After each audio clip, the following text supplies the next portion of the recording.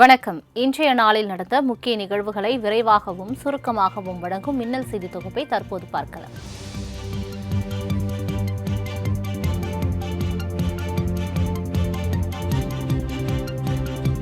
திண்டிவனத்தில் முதலமைச்சர் மு.க.ஸ்டாலினுக்கு பொதுமக்கள் உற்சாக வரவேற்பு அளித்தனர். 2 நாள் பயணமாக விழுப்புரம் மாவட்டத்தில் முதலமைச்சர் கள ஆய்வு மேற்கொள்கிறார். இதற்காக திண்டிவனம் சென்ற முதலமைச்சருக்கு சாலையின் இருபுறமும் காத்திருந்த பொதுமக்கள் உற்சாக வரவேற்பு அளித்தனர். அப்போது வாகனத்தை விட்டு கீழே இறங்கி சாலையில் நடந்து சென்று அவர்கள் அளித்த கோரிக்கை மனுக்களை முதலமைச்சர் பெற்றுக் கொண்டார். இதனைத் தொடர்ந்து தனியார் விடுதியில் நடைபெற்ற நிகழ்ச்சியில் திமுக நிர்வாகிகளுடன் ஆலோசனை மேற்கொண்டார். அப்போது கட்சியின் ஆக்கப்பூர்வ பணிகள் மற்றும் செயல் திட்டங்கள் குறித்து நிர்வாகிகளுக்கு பல்வேறு அறிவுரைகளை முதலமைச்சர் வழங்கினார்.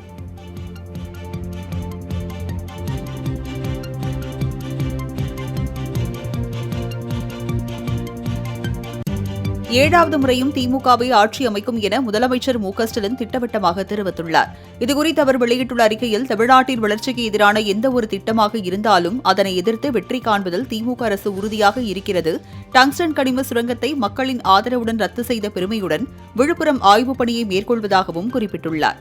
மேலும் விழுப்புரம் மாவட்ட மக்களின் கோரிக்கையை மட்டும் இன்றி உடன்பிறப்புகளான தங்களையும் சந்தித்தது மகிழ்ச்சி என்றும், டங்ஸ்டன் சுரங்கம் ரத்து என்பது மக்கள் நலன் காக்கும் திராவிட மாடல் அரசின் மகத்தான வெற்றி என்றும் குறிப்பிட்டுள்ளார்.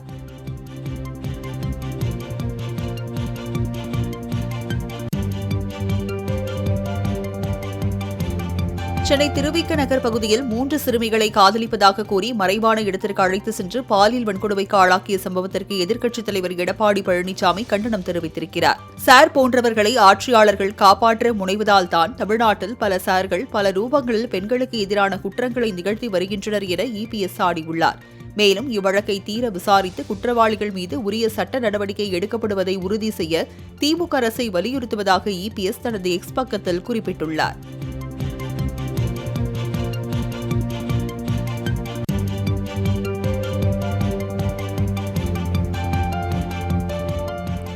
சென்னையில் 3 சிறுமிகளுடன் ஒரு சிறுவன் உட்பட 3 இளைஞர்கள் தனிமையில் இருந்ததை அடுத்து 6 பேர் போக்சோவில் கைது செய்யப்பட்டனர்.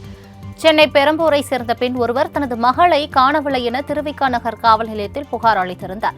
இது தொடர்பாக சிறுமியை தேடியபோது அங்குள்ள அரசு நூலக மேல் தளத்தில் தனது 2 தோழிகள் மற்றும் 3 ஆண் நண்பர்களுடன் தனிமையில் இருந்தது தெரியவந்தது. இந்த வழக்கை செம்பியம் அனைத்து மகளிர் காவல் நிலையத்திற்கு மாற்றிய நிலையில் கலிமுல்லா அபிஷேக் மற்றும் 18 வயது சிறுவனை போக்சோவில் கைது செய்த போலீசார் உடந்தையாக இருந்த 17 வயது சிறுவர்கள் உட்பட 3 இளைஞர்களையும் கைது செய்தனர்.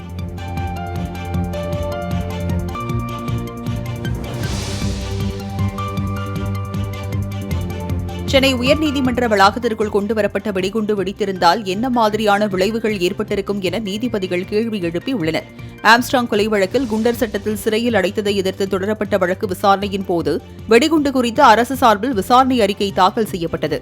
அப்போது உயர்நீதிமன்ற வளாகத்தில் பாதுகாப்பை பலப்படுத்த எடுக்கப்பட்ட நடவடிக்கைகள் என்ன என நீதிபதிகள் கேள்வி எழுப்பினர்.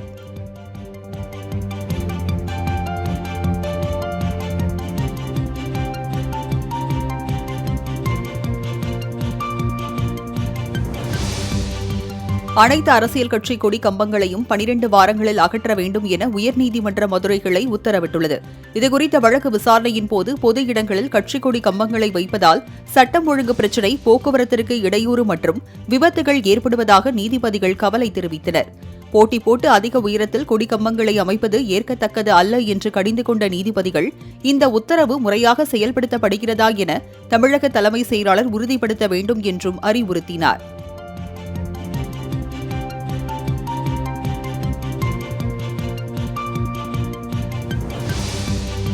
வேங்கை வயல் வழக்கில் சிபிசிஐடி போலீசார் தாக்கல் செய்த குற்றப்பத்திரிகையில் பல்வேறு குளறுபடிகள் இருப்பதாக புதுக்கோட்டை வன்கொடுமை தடுப்பு சிறப்பு நீதிமன்றத்தில் மனு தாக்கல் செய்யப்பட்டுள்ளது.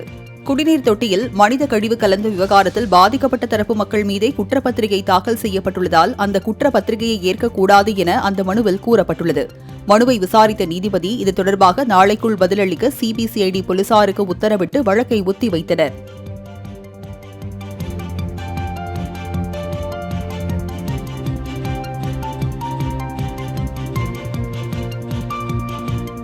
எடப்பாடி பழனிசாமிக்கு எதிரான தேர்தல் முறைகேடு வழக்கில் மேல் நடவடிக்கைக்கு உச்சநீதிமன்றம் தடை விதித்துள்ளது. கடந்த 2021ஆம் ஆண்டு சட்டசபை தேர்தலில் சேலம் மாவட்டம் எடப்பாடி தொகுதியில் அதிமுக பொதுச் செயலாளர் எடப்பாடி பழனிசாமி போட்டியிட்டார். அப்போது தனது வேட்புமனுவில் சொத்து விவரங்கள் உள்பட அனைத்து முக்கிய தகவல்களை தவறாக தெரிவித்ததாக குற்றம் சாட்டப்பட்டது. இது தொடர்பாக எடப்பாடி பழனிசாமியின் மேல்முறையீட்டு மனு மீதான விசாரணை உச்சநீதிமன்றத்தில் நடைபெற்று வருகிறது. அவர் மீதான மேல் நடவடிக்கைக்கு தடை விதித்துள்ள உச்சநீதிமன்றம் இந்த வழக்கில் பதில் தர எதிர்மனுதாரருக்கு நோட்டீஸ் அனுப்பியுள்ளது.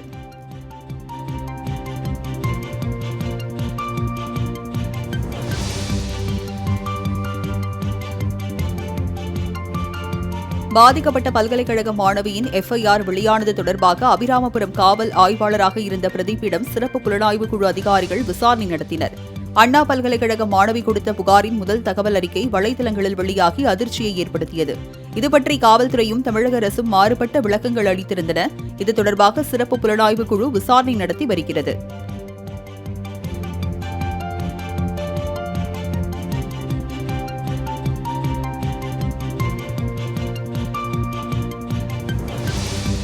நாம் தமிழர் கட்சி போல 234 தொகுதிகளிலும் தனித்து நிற்க துணிவிருக்கிறதா என சீமான் கேள்வி எழுப்பினார். ஈரோடு கிழக்கு தொகுதியில் நாம் தமிழர் வேட்பாளர் சீதாலட்சுமியை ஆதரித்து பிரச்சாரத்தில் ஈடுபட்ட அவர் திராவிடத்தை வேட்டையாடி வீழ்த்திவிட வேண்டும் என்பதற்காகத்தான் நாம் தமிழர் கட்சி தனித்து போட்டியிடுவதாக கூறினார். வாய்ப்பை தவறவிடாமல் நாம் தமிழர் கட்சிக்கு வாக்கு செலுத்த வேண்டும் என பொதுமக்களிடம் கேட்டுக்கொண்ட சீமான், படத்தை வைத்து தேர்தல் வெற்றி பெற முடியாத நிலையை மக்கள் உருவாக்கினால் மாற்றம் தானாகவே வரும் என்றார்.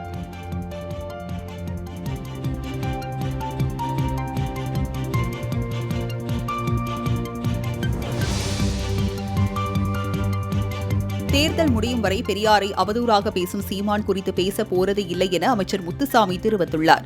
ஈரோடு கிழக்கு தொகுதி திமுக வேட்பாளர் சந்திரகுமாரை ஆதரித்து வாக்கு சேகரித்த பின்னர் செய்தியாளர்களை சந்தித்த அவர், பெரியாரை பற்றி ஈரோடு மட்டுமல்ல உலகத்திற்கே தெரியும் என்றார். சீமான் பெரியாரை பற்றி பேசுவது குறித்து தேர்தல் முடியும் வரை எதுவும் பேச போறது இல்லை என்றும் தேர்தல் முடியட்டும் என்றார்.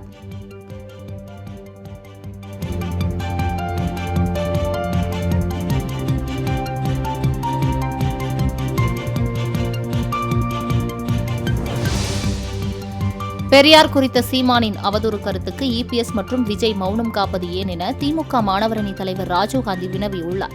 கோவையில் செய்தியாளர்களிடம் பேசிய அவர், RSSஐ விட ஆபத்தானவர் சீமான் என்று விமர்சனம் செய்தார். தமிழ் ஈழம் குறித்து சீமான் வெளியிட்ட செய்திகள் அனைத்தும் பொய் என்பது அம்பலப்பட்டு வருவதாக சாடிய அவர், அரசியலில் இருந்து அப்புறப்படுத்த வேண்டிய அசிங்கம் சீமான் எனவும் ஆவேசமாக கூறினார்.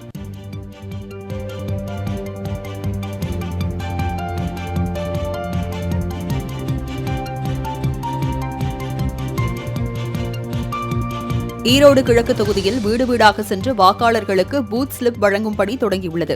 அடுத்த மாதம் 5ஆம் தேதி இடைத்தேர்தல் நடைபெறும் ஈரோடு கிழக்கில் திமுக நாம் தமிழர் கட்சிகளிடையே நேரடி போட்டி நிலவுகிறது. தேர்தலை முன்னிட்டு தேர்தல் அதிகாரியும் ஆட்சியருமான ராஜகோபால் சுன்கரா தலைமையில் முன்னேற்பாடு மேற்கொள்ளப்பட்டு வருகிறது. இந்நிலையில் ஈரோடு கிழக்கு தொகுதியில் கடந்த 24ஆம் தேதி தொடங்கிய தபால் வாக்குப்பதிவு இன்றுடன் நிறைவு பெற்றது.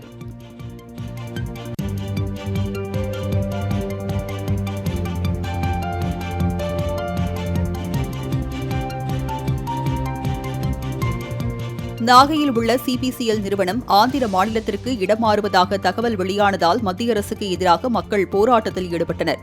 பனங்குடி கிராமத்தில் மத்திய அரசின் பொதுத்துறை நிறுவனமான CPCL நிறுவன விரிவாக்கத்திற்காக 570 விவசாயிகளிடம் 620 ஏக்கர் விளைநிலங்கள் கையகப்படுத்தப்பட்டன. இந்நிலையில் தங்களுக்கு மறுவாழ்வு மீள்குடி அமர்வு தொகை, இழப்பீடு தொகை வழங்கவில்லை என குற்றம் சாட்டி அப்பகுதி மக்கள் மத்திய அரசுக்கு எதிராக போராட்டம் நடத்தியதால் அங்கு போலீசார் குவிக்கப்பட்டுள்ளனர்.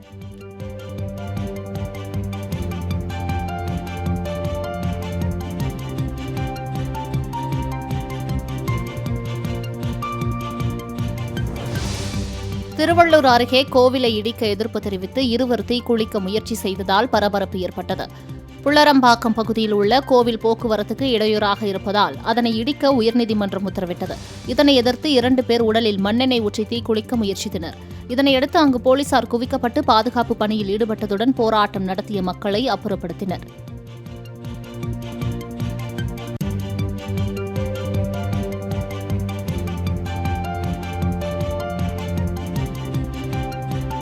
காலை உணவு தயாரிக்கும் பணியை தனியாரிடம் ஒப்படைக்கும் முடிவு மாணவர்களின் நலன்களுக்கு எதிரானது என அன்புமணி ராமதாஸ் தெரிவித்துள்ளார். இதுகுறித்து எக்ஸ் தளத்தில் பதிவிட்டுள்ள அவர், சென்னை மாநகராட்சி பள்ளிகளில் மாணவர்களுக்கு பரிமாறப்படும் காலை உணவை தயாரித்து வழங்கும் பணிகளை தனியாரிடம் ஒப்படைக்க சென்னை மாநகராட்சி முடிவு செய்திருப்பதாக கூறியுள்ளார். இதற்காக தனியார் நிறுவனங்களிடமிருந்து ஒப்பந்த புள்ளிகள் கோரப்பட்டுள்ளதாகவும் தெரிவித்துள்ள அன்புமணி, இது மாணவர்களின் நலன்களுக்கு எதிரானது என தெரிவித்துள்ளார்.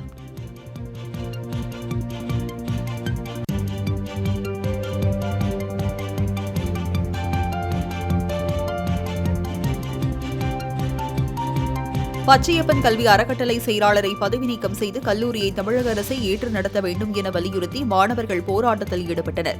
பச்சையப்பன் கல்வி அறக்கட்டளை நிர்வாகி பார்த்திபன், அறக்கட்டளை செயலாளர் துரைக்கண்ணு ஆகியோர் பதவிக்காலம் முடிந்த பின்னும் கல்லூரி நிர்வாக விவகாரங்களில் தலையிடுவதாக போராட்டத்தில் குற்றம் சாட்டப்பட்டது.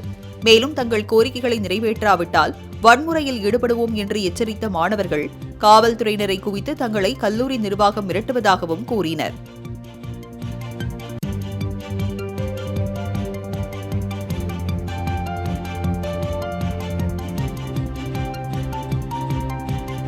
கோவையில் முன்னறிவிப்பு இன்றி வேலையை விட்டு நீக்கியதால் நூற்றுக்கணக்கான இளைஞர்கள் ஆட்சியர் அலுவலகம் முன் ஆர்ப்பாட்டத்தில் ஈடுபட்டனர்.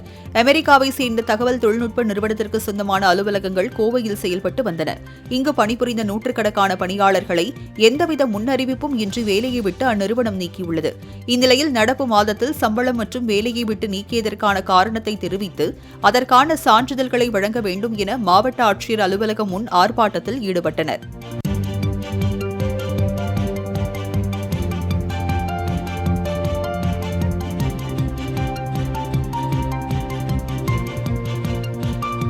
அதிமுகவுடன் கூட்டணிக்கு வரும் கட்சிகள் எடப்பாடி பழனிசாமியை முதலமைச்சராக ஏற்றுக்கொள்ள வேண்டும் என முன்னாள் அமைச்சர் செல்லூர் ராஜு தெரிவித்துள்ளார். மதுரை ஊர்மச்சி குளத்தில் குடிநீர் சுத்திகரிப்பு நிலையம் உள்ளிட்ட நலத்திட்ட உதவிகளை தொடங்கி வைத்த அவர் செய்தியாளர்களிடம் பேசினார். அப்போது அதிமுகவை திமுகவுடன் இணைப்பதற்கு எம்ஜிஆர் முயற்சி செய்தார் என துரைமுருகன் தவறான தகவலை சொல்லி வருவதாகவும், அதிமுக மிகப்பெரிய எழுச்சி ஏற்பட்ட போது திமுக நிர்வாகிகள் கலைஞரிடம் கூறி எம்ஜிஆருடன் பேச்சுவார்த்தை நடந்ததை தவிர இது இறுதிக்கட்டத்தை எட்டவில்லை என்றார்.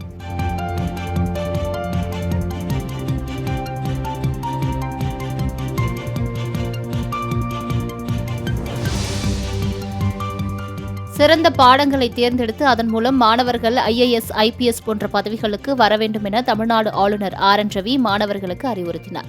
கடலூர் மாவட்டம் சிதம்பரத்தில் உள்ள அரசு நந்தனார் ஆண்கள் பள்ளி விடுதிக்கு சென்ற அவர் அங்கிருந்த மாணவர்களிடம் கலந்துரையாடினார். அப்போது இப்பள்ளியிலிருந்து மருத்துவம், பொறியியல் போன்ற உயர்கல்விக்கு எத்தனை மாணவர்கள் சென்றிருக்கிறார்கள் என்றும், நீட் தேர்வை எத்தனை மாணவர்கள் எழுதினார்கள் என்றும் ஆசிரியர்களிடம் கேட்டறிந்தார். பின்னர் பள்ளி விடுதியில் வருகை பதிவேட்டில் கையொப்பமிட்ட அவர் மாணவர்களுடன் அமர்ந்து மதிய உணவு அருந்தினார்.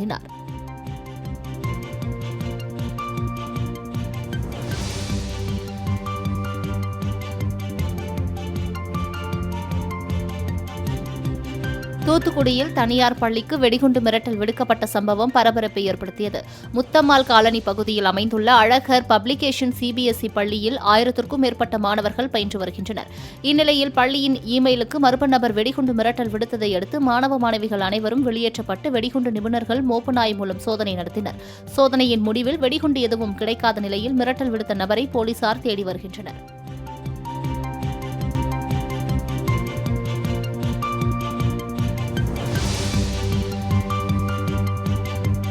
ஈரோடு கிழக்கு இடைத்தேர்தலில் திமுக வாக்காளர்களுக்கு 1500 ரூபாய் வரை பணப்பட்டுவாடா செய்து வருவதாக பண மாலையுடன் தலைமை செயலகத்திற்கு வந்த சுயேட்சை வேட்பாளரால் பரபரப்பு ஏற்பட்டது. இது தொடர்பாக புகார் கொடுத்தால் அரசு அதிகாரிகள் நடவடிக்கை எடுப்பதில்லை என குற்றம் சாட்டிய அந்த வேட்பாளர் தமிழ்நாடு தலைமை தேர்தல் அதிகாரி அர்ச்சனா பட்நாயக்கை நேரில் சந்தித்து புகார் மனு கொடுத்தார்.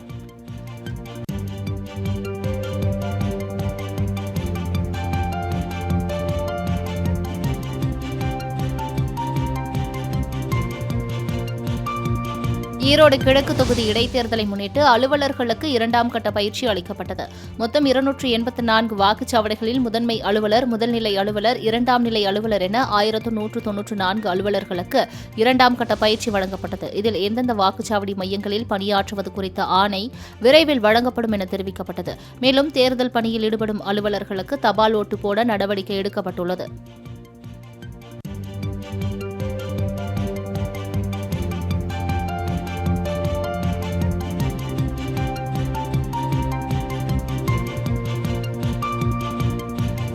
தஞ்சை தெற்கு மாவட்ட தலைவராக தேர்ந்தெடுக்கப்பட்டதற்கு எதிர்ப்பு தெரிவித்து மற்றொரு தரப்பினர் எல்முருகன் முன்னிலையில் வாக்குவாதத்தில் ஈடுபட்டனர். தஞ்சையில் உள்ள தனியார் மண்டபத்தில் நிர்வாகிகள் கூட்டம் நடைபெற்றது. இந்த கூட்டத்திற்கு மத்திய இணையமைச்சர் எல்முருகன் தலைமை வகித்தார். இதனையடுத்து தஞ்சை தெற்கு மாவட்ட தலைவராக ஜெய் சதீஷ் என்பவர் தேர்ந்தெடுக்கப்பட்டதற்கு எதிர்ப்பு தெரிவித்து மற்றொரு தரப்பினர் வாக்குவாதத்தில் ஈடுபட்டனர். முறையாக தேர்தல் நடத்தாமல் எந்த அடிப்படையில் தலைவர் தேர்ந்தெடுத்தீர்கள் என கேள்விகள் எழுப்பியதால் கூட்டத்தில் சிறிது நேரம் சலசலப்பு ஏற்பட்டது.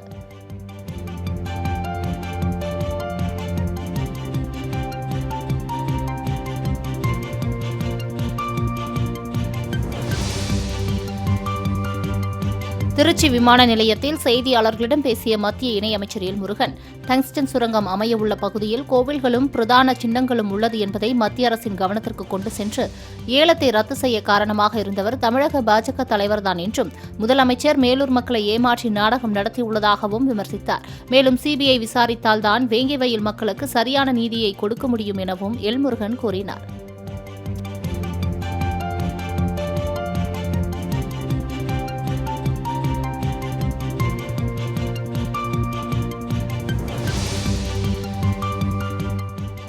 ராமேஸ்வரம் மீனவர்கள் 34 பேருக்கு வருகின்ற 5ஆம் தேதி வரை சிறை காவல் என இலங்கை நீதிமன்றம் நீதிபதி உத்தரவு பிறப்பித்துள்ளது. ராமேஸ்வரம் மீன்பிடி துறைமுகத்திலிருந்து மீன்பிடிக்க சென்ற மீனவர்களை இலங்கை கடற்படை எல்லை தாண்டி மீன்பிடித்ததாக குற்றச்சாட்டை முன்வைத்து 3 விசைப்படகையும் அதிலிருந்த 34 மீனவர்களையும் கைது செய்தனர். இந்த நிலையில் கைது செய்யப்பட்ட 34 பேருக்கு வருகின்ற 5ஆம் தேதி வரை சிறை காவல் விதித்து இலங்கை நீதிமன்றம் நீதிபதி உத்தரவு பிறப்பித்துள்ளது.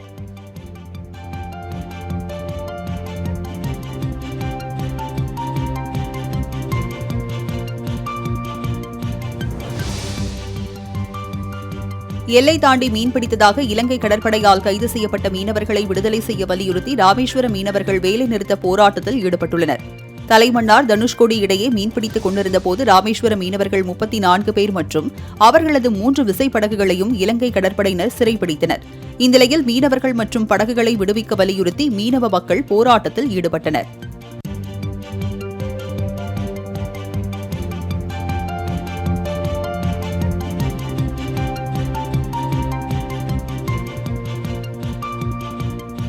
தேர்தல் விதிமீறல் தொடர்பாக இந்திய யூனியன் முஸ்லீம் லீக் எம்பி நவாஸ்கனி மீதான வழக்கை ரத்து செய்ய சென்னை உயர்நீதிமன்றம் மறுத்துவிட்டது. 2019 மக்களவைத் தேர்தலில் ராமநாதபுரம் தொகுதியில் போட்டியிட்ட நவாஸ்கனி உரிய அனுமதியின்றி வாகனத்தில் பிரச்சாரம் செய்ததாக குற்றச்சாட்டு பதிவு செய்யப்பட்டது. இந்த வழக்கை ரத்து செய்ய கோரி நவாஸ்கனி உள்ளிட்டோர் சென்னை உயர்நீதிமன்றத்தில் மனு தாக்கல் செய்தனர். இதனை விசாரித்த நீதிபதி குற்றச்சாட்டிற்கு ஆரம்பகட்ட முகாந்திரம் உள்ளதால் வழக்கை ரத்து செய்ய முடியாது என கூறி மனுவை தள்ளுபடி செய்தார்.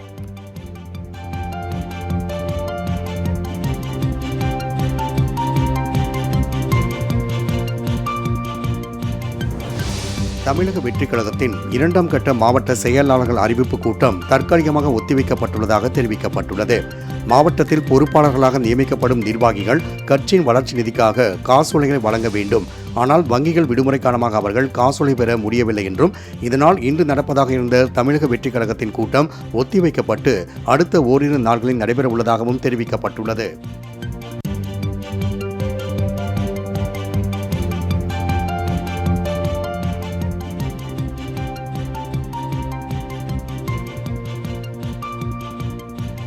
நாட்டிலேயே முதல் மாநிலமாக உத்தரகாண்ட் மாநிலத்தில் பொது சிவில் சட்டம் அமலுக்கு வந்தது. இதற்கான பிரத்யேக இணையதளத்தை அம்மாநில முதல்வர் புஷ்கர் சிங் தாமி தொடங்கி வைத்தார். உத்தரகாண்டில் பழங்குடியினர் தவிர்த்து மற்ற அனைவருக்கும் பொது சிவில் சட்டம் பொருந்தும். திருமணம், விவாகரத்து, தத்தெடுத்தல், வாரிசு உரிமை ஆகியவற்றில் அனைத்து மதத்தினரும் ஒரே சட்டத்தை பின்பற்றும் வகையில் பொது சிவில் சட்டம் அமைந்துள்ளது. ஆண்கள், பெண்களுக்கு ஒரே குறைந்தபட்ச திருமண வயது, ஆண் பெண் குழந்தைகளுக்கு சமமான சொத்துரிமையை இந்த சட்டம் உறுதி செய்கிறது.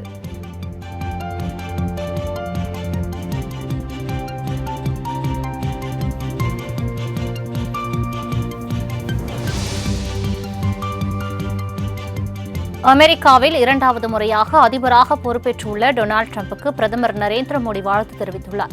இது தொடர்பாக அவர் விடுத்துள்ள டுவிட்டர் பதிவில், அன்பு நண்பர் டிரம்புடன் தொலைபேசியில் உரையாடியது மகிழ்ச்சி அளிப்பதாக குறிப்பிட்டுள்ளார். நாட்டு மக்களின் நலன், உலக அமைதி மற்றும் இருதரப்பு பாதுகாப்பை மேம்படுத்தும் வகையில் ஒன்றிணைந்து செயல்படுவோம் என குறிப்பிட்டுள்ளார். மேலும் இருதரப்பு கூட்டாண்மையை மேம்படுத்த கடமைப்பட்டுள்ளதாகவும் தனது பதிவில் பிரதமர் தெரிவித்துள்ளார்.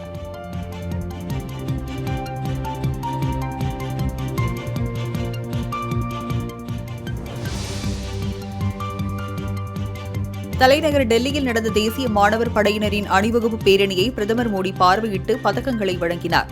இந்த ஆண்டு குடியரசு தின முகாமில் 2000க்கும் மேற்பட்ட என்சிசி மாணவர்கள் யுவசக்தி விக்சித் பாரத் என்ற தலைப்புடன் அணிவகுப்பில் பங்கேற்றனர். கரியப்பா விளையாட்டு மைதானத்தில் நடைபெற்ற அணிவகுப்பை பிரதமர் மோடியுடன் என்சிசி லெப்டினன்ட் ஜெனரல் குர்பீர் பால் சிங் மற்றும் பாதுகாப்பு அமைச்சர் ராஜ்நாத் சிங் ஆகியோர் பார்வையிட்டனர்.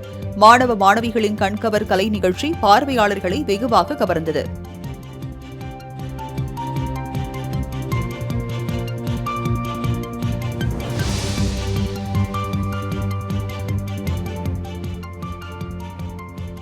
நாட்டின் ஜனநாயகத்திற்கு மிகவும் அவசியமான ஒரே நாடு ஒரே தேர்தல் குறித்து இளைஞர்கள் விவாதம் நடத்த வேண்டும் என பிரதமர் நரேந்திர மோடி கேட்டுக் கொண்டுள்ளார். டெல்லியில் என்சிசி மற்றும் என்எஸ்எஸ் மாணவர்கள் இடையே உரையாற்றிய பிரதமர் கடந்த 10 ஆண்டுகளில் நாட்டின் முன்னேற்றத்திற்கு தேவையான திட்டங்கள் செயல்படுத்தப்பட்டுள்ளதாக குறிப்பிட்டார். மேலும் முத்ரா திட்டத்தின் கீழ் 40 லட்சம் கோடி ரூபாய் கடன் வழங்கப்பட்டுள்ளதாகவும் பிரதமர் அப்போது கூறினார்.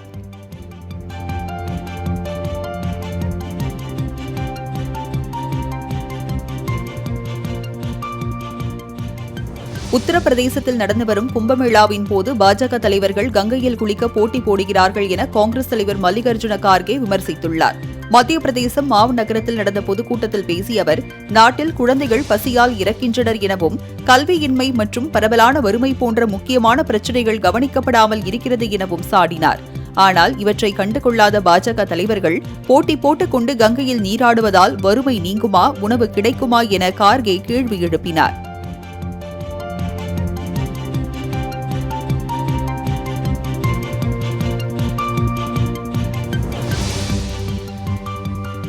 டாக்டர் அம்பேத்கரையும் அவர் உருவாக்கிய அரசியல் அமைப்பையும் பாஜகவும் RSSம் அவமதிப்பதாக ராகுல் காந்தி குற்றம் சாட்டியுள்ளார். மத்திய பிரதேச மாநிலத்தில் உள்ள இந்தூர் மாவட்டத்தில் மோவ் நகரத்தில் நடைபெற்ற ஜெய் பாபு ஜெய் பீம் ஜெய் சம்விதான் பேரணியில் உரையாற்றிய அவர், பாஜக தலைமையிலான அரசு கோடீஸ்வரர்களுக்காக வேலை செய்வதாகவும் நாட்டின் செல்வம் ஒரு சில குட்டி முதலாளிகளிடம் ஒப்படைக்கப்படுவதால் தலித்துகள், பிற்படுத்தப்பட்டோர், பழங்குடியினர் மற்றும் ஏழைகள் மீண்டும் அடிமைகளாக ஆக்கப்படுகிறார்கள் என்று குற்றம் சாட்டினார்.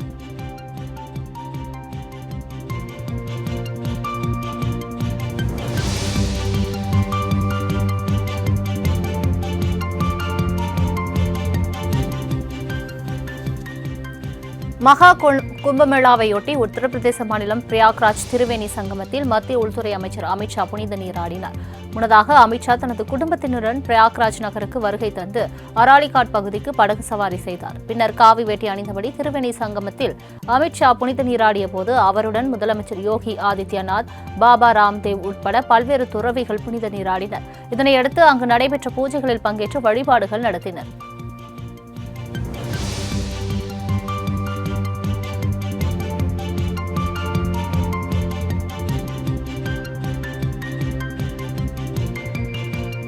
டெல்லி சட்டமன்ற தேர்தலுக்கான ஆம் ஆத்மி கட்சியின் தேர்தல் அறிக்கையை அரவிந்த் கெஜ்ரிவால் இன்று வெளியிட்டார். கெஜ்ரிவால் கி கேரண்டி என்ற தலைப்பில் தேர்தல் அறிக்கை வெளியிடப்பட்டது. டெல்லியில் ஆம் ஆத்மி மீண்டும் ஆட்சிக்கு வந்தால் பெண்களுக்கு மாதம் 2100 ரூபாய் உரிமைத் தொகை வழங்கப்படும் என அறிவிக்கப்பட்டுள்ளது. மேலும் வேலைவாய்ப்பு உத்தரவாதம், சுகாதார திட்டம், முறையற்ற குடிநீர் கட்டணம் சரி செய்தல், அடுத்த 5 ஆண்டுகளில் யமுனை நதியை சுத்தம் செய்தல் உள்ளிட்ட 15 வாக்குறுதிகள் அளிக்கப்பட்டுள்ளது.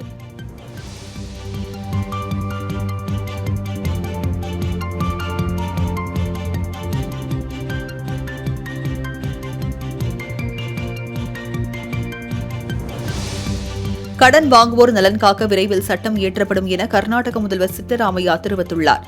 தார்வாட் மாவட்டத்தில் கர்ப்பிணியான தீனா பிலிப் என்பவர் கடன் தொகையை செலுத்தாததால் பைனான்ஸ் நிறுவன ஊழியர்களால் வீட்டை விட்டு வெளியேற்றப்பட்டதாக குற்றச்சாட்டுகள் எழுந்தன. இது சம்பந்தமாக நடத்திய கூட்டத்திற்கு பின் பேசிய சித்தராமையா, சிறுநிதி கடன் வாங்குபவர்களின் நலனை பாதுகாக்க அரசு உறுதி பூண்டுள்ளது எனவும், கடன் வாங்குபவர்களை துன்புறுத்துபவர்கள் மீது கடுமையான சட்ட நடவடிக்கை எடுக்கப்படும் எனவும், கூடிய விரைவில் புதிய சட்டம், அவசர சட்டம் மூலம் அமல்படுத்தப்படும் என்றும் உறுதியளித்தார்.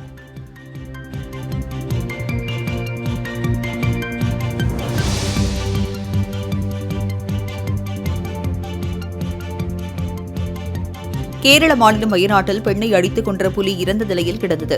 மானந்தவாடி அருகே கடந்த 24ஆம் தேதி புலி தாக்கி ராதா என்ற பெண் உயிரிழந்தார். இந்நிலையில் புலியை மயக்க ஊசி செலுத்தி பிடிக்க வனத்துறை அமைச்சர் AK சசீந்திரன் உத்தரவிட்டிருந்தார். புலியை பிடிக்க கூண்டு அமைத்து கடந்த 4 நாட்களாக வனத்துறையினர் தேடுதல் வேட்டையில் ஈடுபட்டனர். இந்நிலையில் இன்று அதிகாலை 2:30 மணியளவில் அந்த புலி இறந்து கிடந்ததைக் கண்டு அதிர்ச்சியடைந்தார். புலியின் கழுத்தில் ஆழமான காயங்கள் காணப்பட்டன. மற்றொரு புலியுடன் ஏற்பட்ட மோதலில் இந்த புலி இறந்ததாக வனத்துறையினர் தெரிவித்தனர்.